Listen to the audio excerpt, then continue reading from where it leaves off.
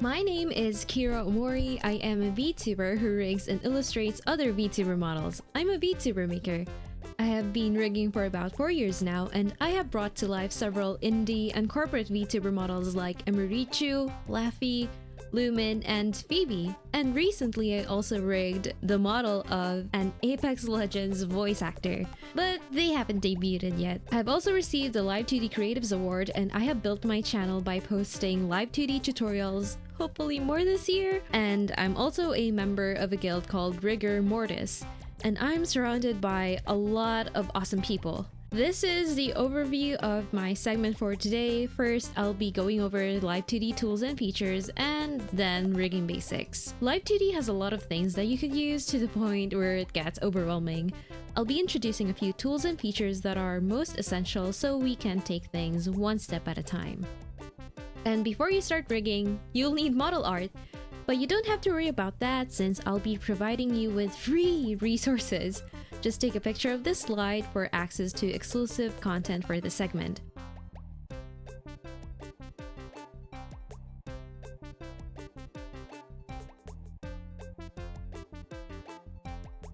There are 3 things or terms that modelers use a lot when talking about Live2D. Let's start with the art mesh. Each layer in the PSD is going to be imported as an art mesh in Live2D. And the vertices/dots that surround it can be created automatically or manually. Next up is deformers. Deforming using the art mesh itself is going to be cumbersome at times. Deformers allow the rigger to change the shape of the mesh without having to select each vertex or dot and move them around. These are good for rough to semi-detailed shape changes. Deformers can warp, scale, and rotate art meshes. They can also modify the opacity and the color of the meshes too. Parameters allow you to save the shape changes that you make using deformers or moving the vertices around the art mesh. Each green dot that you see here is called a key. Each key can have a different shape or change, and the in-betweens are automatically created, so you don't have to worry about the transitions between each key. Now we've got those important terms out of the way, let's tour the editor workspace. We have the work area where you'll be doing most of the work stuff. It's similar to the canvas area in drawing programs. Next one is the toolbar at the top. I'll be going over some of the most important tools later. Next is the parts palette.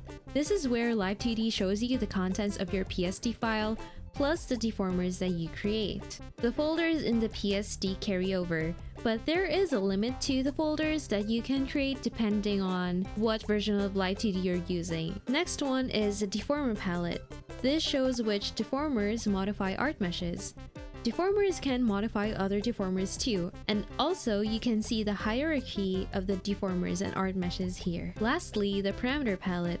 It just contains all of your parameters, and they can be organized into folders too. The folders cannot be nested though, unlike the folders in the part palette. And let's move on with an overview of the tools.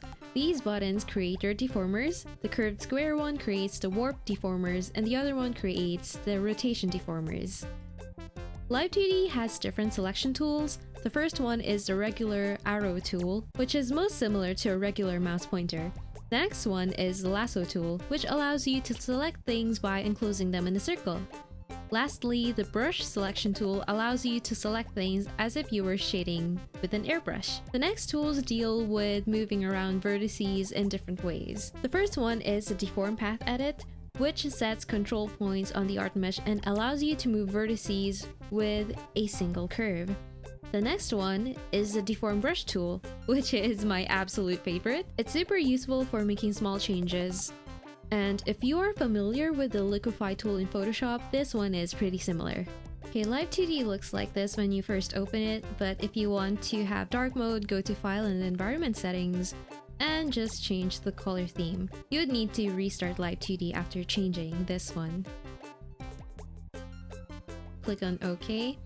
And for the palettes, you can actually drag them around. I prefer to have my palettes on the right hand side since I use a display tablet.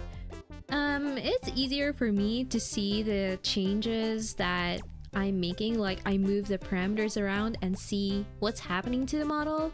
Yeah, it's easier that way if everything is on the right side. You import the PSD by just dragging it into Live2D, and you'll see that there are a bunch of parameters in the parameter palette. The first thing I would do is to organize a parameter into folders, and I'll also be deleting some parameters that I think I won't be using for this model. You can create new folders by clicking on this button and just double click to rename it. Just select the parameters that you want to be in the folder and just drag them in. I'm going to be doing it for the other parameters, so I'll be speeding that up.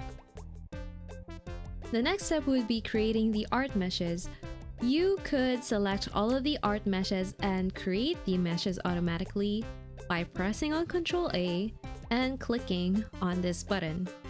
Sometimes automatic mesh generation doesn't result in the best meshes, so what you can do is to edit them or create the meshes manually. To do that, click on the mesh that you want to edit and click on this button over here.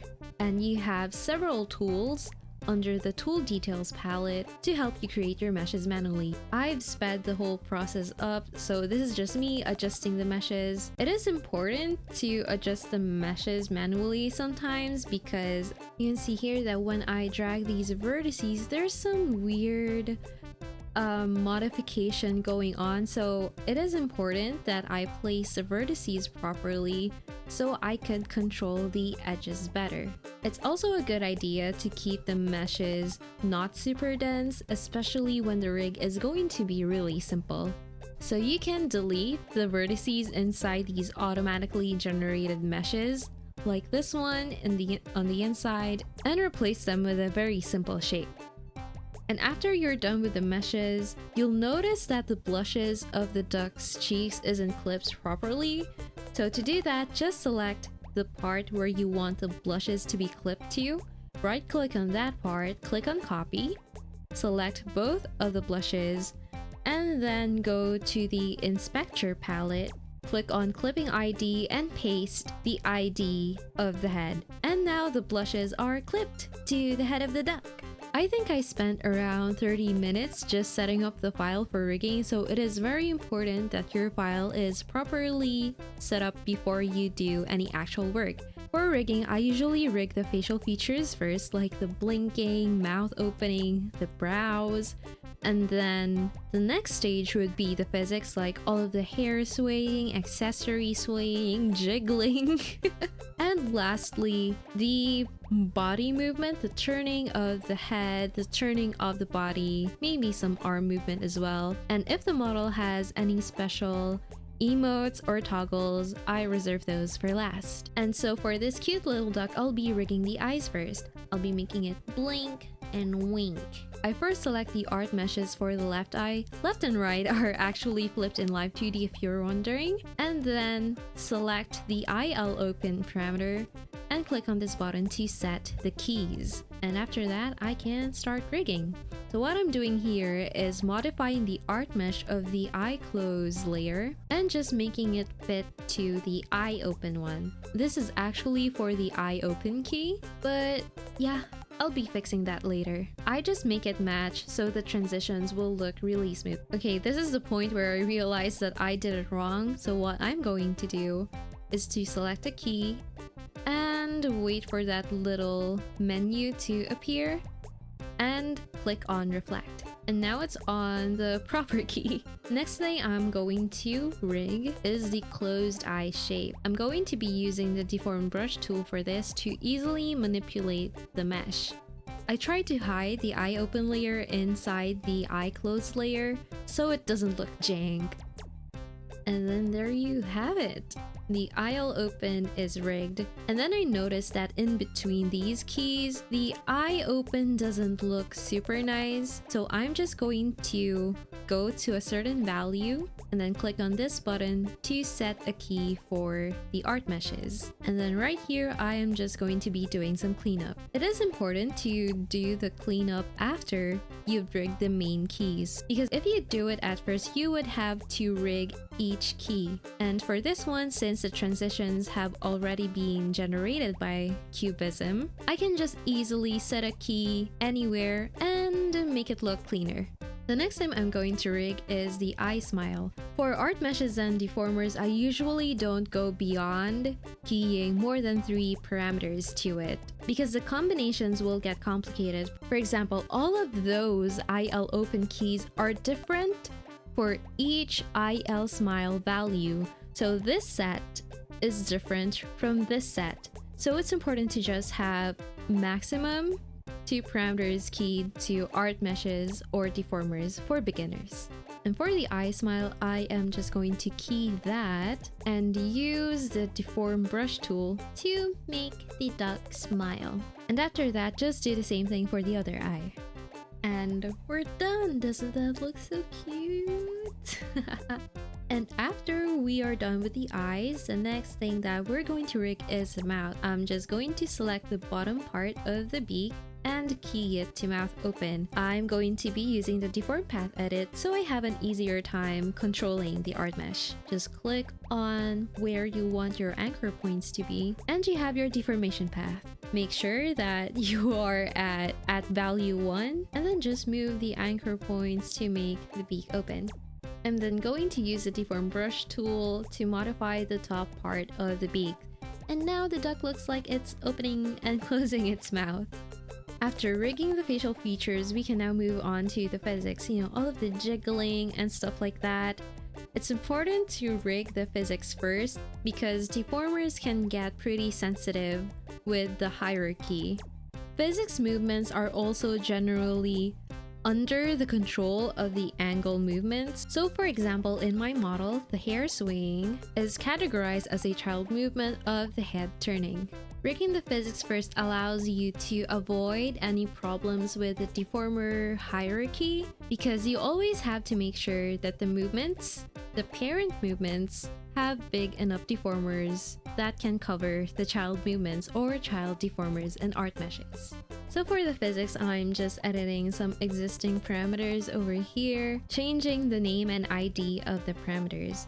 I'm going to be using just 2 parameters for the feathers. To start rigging the physics, we need to create deformers. So select these parts which correspond to one of the feathers. After clicking on that, just rename your deformer and make sure that as parent of selected object is selected. I also changed the number of conversion divisions to 6 by 6 because it just looks neater because the vertices go through those green Bezier control points. Deformers have these properties that you can modify, namely the number of conversion divisions, Bezier division number, and Bezier edit type. Those are the most important ones for now.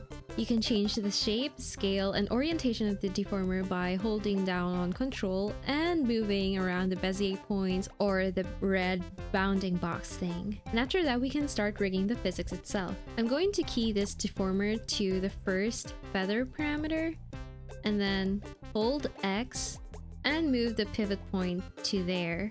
So I could make some really nice rotations. And you can see that there's some weird shrinking and inflating, shrinking and scaling up going on. So to fix that, we go to this menu and click on Extended Interpolation. Choose Ellipse Interpolation, and I'm just going to set the points to 3. And now it looks smoother. This is good to use when you are doing rotation movements using warp deformers. After that, key the deformer to the second feather parameter, and using the Deform brush tool or maybe even moving the Bezier control points, just move the tip of the feather. For physics in general, the first parameters are the bigger movements, and then the movements get smaller and smaller and closer to the end of the object for the latter parameters. So the first parameter here is a big rotation at the root of the feather, and then the second one is a smaller rotation closer to the end of the feather. That is one of the ways that you can rig physics. And after you rig both of those parameters, select both of them, click on this menu, and click on Synthesize Corners. Make sure that both of the parameters are there at the top, and click OK. And now it's waving! And then we're going to do the same thing for the bigger feather. To actually make the feathers move, we need to go to the physics window. So click on modeling right here and click on physics settings. You'll see this window. The first thing you have to check is the FPS. We usually set it at 60 because that's what most VTubers use for tracking. The next thing that we're going to do is add a physics group for the feathers. So click on that button and rename it to feathers. The first thing that we're going to do is add the inputs, the parameters that will control the movement of the feathers. For this one, it's going to be angle X, Y, and Z. For more complex models, there are going to be separate physics groups for each angle, but usually it's angle X and Z, and then angle Y. Make sure that your effectiveness is not 0, and for each angle input type, it should sum up to 100. You can see here that angle X and Y are at 50, that adds up to 100, and angle Z is at 100 because it's the only input parameter for the angle type. And then we're going to add 2 pendulums for the 2 parameters, and lastly, add the 2 parameters as an output. I'm going to drag my mouse around, and you can see that the feathers are shaking.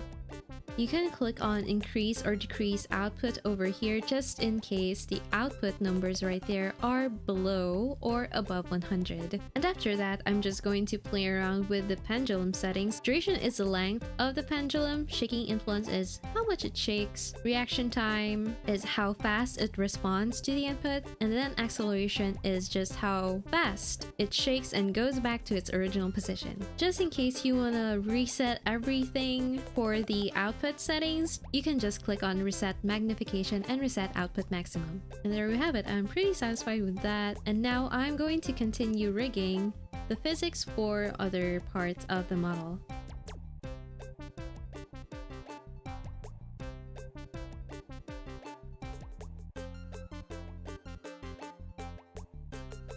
Just take note of how I created the deformers for this one. The rotation deformer of the knife is under the rotation deformer of another wing, because the wing rotation deformer is a parent movement of the knife, and you can see here that the knife is influenced by the wing deformer. And then modifying the rotation deformer of the knife controls just the knife. And then I changed the pivot point of the rotation deformers by holding down on control and selecting the center of the deformer and dragging them to where I want them to be. And after that, we just need to create 2 more parameters for the wings and rig them like so. And just like what we did earlier, just create some physics group, put in the inputs, create pendulums, and assign the physics parameters as outputs.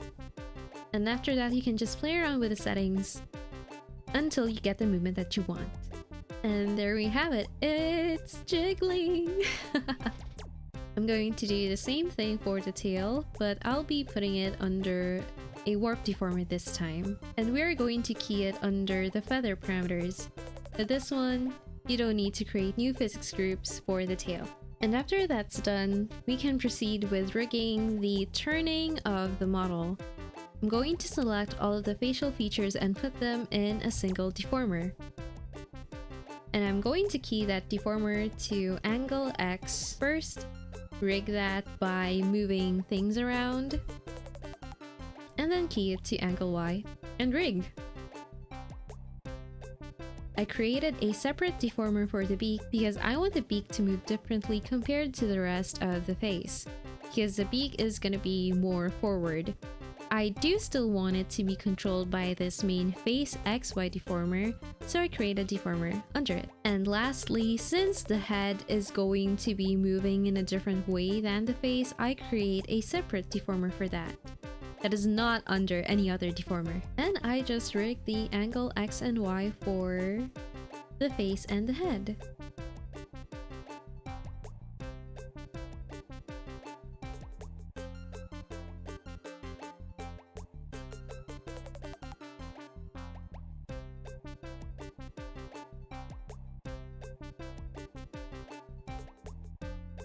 After rigging those 2 parameters, I select both of them and synthesize corners. Sometimes the corners that you synthesize don't have the best results, so you can go to those corners and make the modifications that you want. And after that, we'll be rigging angle Z. Select the face XY and head XY deformers and create a parent rotation deformer. I noticed that the default name of the rotation deformer is labeled as eyes, so that just means that the rotation deformer is being created under the eyes folder in the parts palette. So at this point, it's a good idea to just look at everything, create new folders, and organize your deformers. Be careful not to drag deformers under other deformers or else you might mess up your hierarchy. And right here you can just hold down Control and put the rotation deformer in different places and rotate the deformer to figure out what has the best look for the head tilting. Then you can enter specific quantities of angles here to have a consistent amount of rotation. And after that, we are going to rig the squishing of the model. I reserve this as a last step. Even though it is technically physics, I reserve this as a last step because it needs to cover all of the deformers that's in the model. So I need to create a deformer that is quite big and covers all of the movements of its child deformers because the whole model is gonna squish and move. Then I create 4 parameters, 2 parameters for the X direction squishing, and then 2 parameters for the Y direction squishing. Feel free to resize your deformer. It doesn't need to be very small, it can be as big as you want to give yourself some allowance in case you want to create more child deformers. So just select the body squish X deformer and key it to the squish X parameters and rig them like that. And after that, I create the physics group for the squish X, and this time the inputs are just going to be angle X and angle Z. Create your pendulums and put the squish X parameters there. And now the duck is swaying. Now we do a similar thing for the squish Y, but this time create a new deformer called body squish Y. And you can tick off this option so you don't have to worry about the size of the deformer. And then you can proceed to rig, create the physics groups and the pendulums and all of that. And your model is done. Isn't the duck very, very cute? Do you guys think the duck is menacing? Thank you so much for watching this segment. So now I'm just gonna be answering some questions that I've received in the previous leg of the event. And one of the questions I was asked was, what's the most interesting model you've ever worked on? I remember that my answer was Bowbull mascot. It is the most interesting model I've worked on because of the water there. It was actually my first time rigging liquid. It was like a pretty long process because like, how do I even rig liquid? How do I make the liquid look really liquid? Another question I was asked was, what hardware do you use for rigging? So currently I'm using a display tablet. Some of you guys might have caught that earlier, and I'm also using a Turbox. A Turbox is super useful when the program that you're using has a lot of hotkeys and you don't really, want to make weird positions with your fingers. Yeah, it's been like one of the best things I've gotten to really speed up my workflow. Another question was, what made you want to learn Live2D? Basically, I was really broke.